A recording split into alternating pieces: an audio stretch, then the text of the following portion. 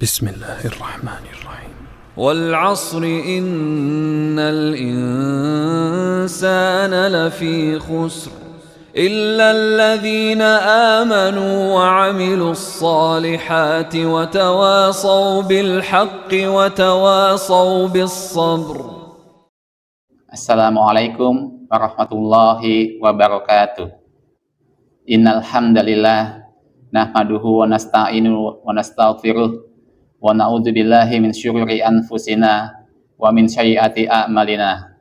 May yahdihillahu fala mudhillalah wa may yudlilhu fala hadiyalah. Asyhadu an la ilaha illallah wahdahu la syarikalah wa asyhadu anna Muhammadan abduhu wa rasuluh. Allahumma sholli wa sallim ala nabiyyina Muhammad. Amma ba'du. Yang saya hormati rekan-rekan saudaraku sesama muslim PB Laskmas Jakarta. Pada kali ini saya akan membawakan kultum tentang tingkatan dosa. Dosa adalah sesuatu yang menyelisih aturan syar'i, baik dengan meninggalkan kewajiban atau melakukan keharaman. Dosa terbagi menjadi dua, yaitu dosa besar dan dosa kecil. Definisi dosa besar. Dosa besar adalah segala bentuk perbuatan yang memiliki dampak hukuman khusus, baik di dunia maupun di akhirat. Hukuman di dunia misalnya semacam membunuh, berzina, atau mencuri.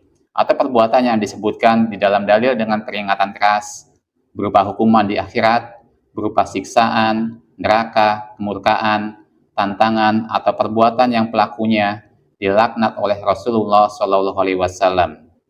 Sedangkan dosa kecil adalah dosa yang dalam dalil tidak ada hukuman khusus atau ancaman khusus di dunia, apalagi di akhirat, atau tidak disebut sebagai dosa yang besar. Tingkatan dosa itu ada 4. Yang pertama dosa syirik, yang kedua dosa bid'ah, yang ketiga dosa kabair, dosa-dosa besar atau dosa maksiat, yang keempat dosa kecil.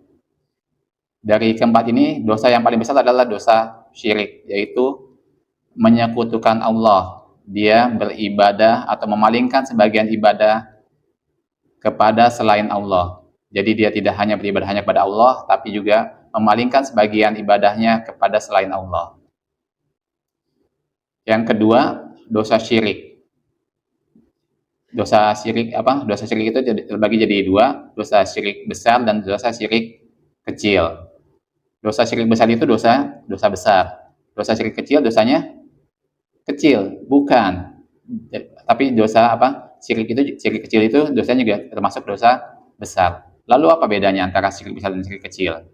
Perbedaannya adalah syirik besar membuat pelakunya keluar dari Islam, sedangkan syirik kecil tidak. Yang kedua, syirik besar menghapus seluruh amalan, sedangkan syirik kecil hanya menghapus amalan yang terdapat syirik pada amalan tersebut. Misalnya dia sedekah tapi ingin dipuji, ingin pamer, itu termasuk syirik kecil, maka pahala dari amalan sedekah itu akan terhapus. Beda dengan syirik besar. Jika seseorang melakukan syirik besar hanya 1 kali saja, maka seluruh pahalanya, seluruh amalannya selama dia hidup akan terhapus dan akan terganti menjadi dosa-dosa yang tak terhingga, dosa yang paling besar. Yang ketiga perbedaannya adalah syirik besar itu tidak dimaafkan atau tidak diampuni oleh Allah jika dia belum bertobat sebelum mati. Sedangkan syirik kecil itu tergantung pada kehendak Allah. Allah akan mengampuninya atau Allah akan menyiksanya. Dalam surat An-Nisa ayat 48, Allah Subhanahu wa taala berfirman, sesungguhnya Allah tidak mengampuni dosa syirik dan Dia akan mengampuni dosa lain yang berada di bawah tingkatan dosa syirik itu bagi siapa yang dikehendakinya. Dosa syirik. Yang kedua dosa bid'ah. Bid'ah itu apa sih? Bid'ah adalah kita mengadat-adakan sesuatu yang baru dalam agama yang tidak ada contohnya, tidak ada dalilnya, tidak ada perintahnya dari Rasulullah SAW dan para sahabat. Jadi walaupun tujuannya baik untuk mendekatkan diri kepada Allah, tapi caranya dilakukan dengan tidak sesuai tuntunan Nabi Muhammad SAW. Sufyan Ats-Tsauri berkata, bid'ah itu lebih disukai iblis dibandingkan dengan maksiat biasa. Karena pelaku maksiat lebih mudah bertaubat, karena dia mengakui bahwa apa yang dilakukannya itu adalah salah. Sedangkan pelaku bid'ah itu sulit bertaubat. Mungkin berdasarkan perkataan Sufyan Ats-Tsauri ini, ada orang yang berkesimpulan bahwa yang melakukan bid'ah semisal tahlilan itu lebih rendah derajatnya dibandingkan dengan maksiat semisal melacurkan diri atau berzina. Atau orang yang sholawatan sambil joget-joget, itu dosanya lebih besar daripada dosa mencuri dan sebagainya.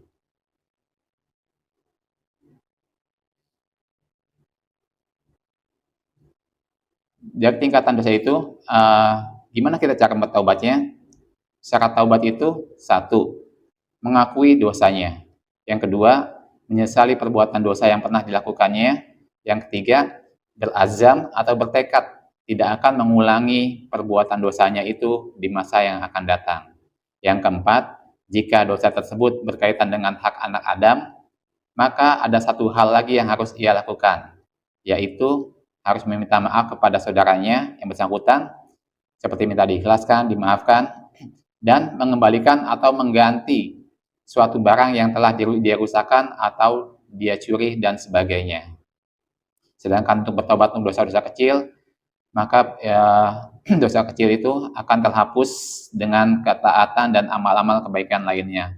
Misalnya setelah sholat wajib kita berzikir subhanallah, alhamdulillah, Allahu akbar sebanyak 33 kali, dan ditambah dengan la ilaha illallah wahdahu la syarikalah lahul mulku wa lahul hamdu wa huwa ala kulli syai'in qadir, maka dosa-dosa kecilnya yang telah lalu akan dihapuskan. Atau dia membaca subhanallah wa bihamdi 100 kali, maka dosanya akan dihapuskan sebanyak apapun, walaupun sebanyak buih di lautan. Supaya kita mengetahui bahwa dosa-dosa besar itu tidak akan terhapus dengan sendirinya, tapi harus dilakukan dengan cara bertaubat. Dan di sini kita juga harus memahami tentang bahayanya dosa-dosa bid'ah. Karena dosa bid'ah itu ternyata lebih besar daripada dosa-dosa maksiat. Selama ini kita tidak mengetahui bahwa orang yang berselawatan, mengarang selawat-selawat dengan caranya sendiri, selawat yang tidak diajarkan oleh Rasulullah SAW, ternyata itu merupakan perbuatan dosa, tapi tidak disadari oleh pelakunya.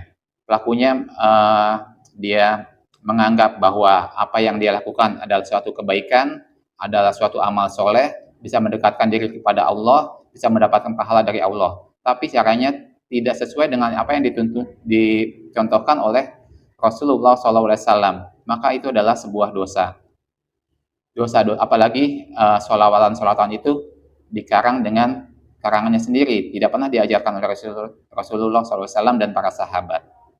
Maka itu adalah dosanya lebih besar daripada orang yang melakukan dosa-dosa besar lainnya. Misalnya berzina, mencuri, atau berjudi. Kalau kita menasihati seorang yang sedang bermain judi, maka kita akan mudah mengatakannya, wahai saudaraku, jangan kau bermain judi. Judi itu haram, dosa. Maka orang yang dinasihati itu, dia akan merasa, oh iya, bahwa judi itu emang salah. Judi itu berdosa. Maka dia walaupun dinasihati tidak akan marah, karena merasa emang dirinya bersalah. Beda dengan orang yang melakukan bid'ah. Misalnya dia zikir-zikir dengan geleng-geleng kepala, membuat zikir-zikir dengan bacaan tertentu, dengan jumlah tertentu. Ketika diingatkan, wahai saudaraku, jangan kau berzikir seperti itu. Itu tidak diajarkan oleh Rasulullah SAW. Maka dia akan marah. Kenapa? Karena dia merasa dia sedang melakukan suatu kebaikan.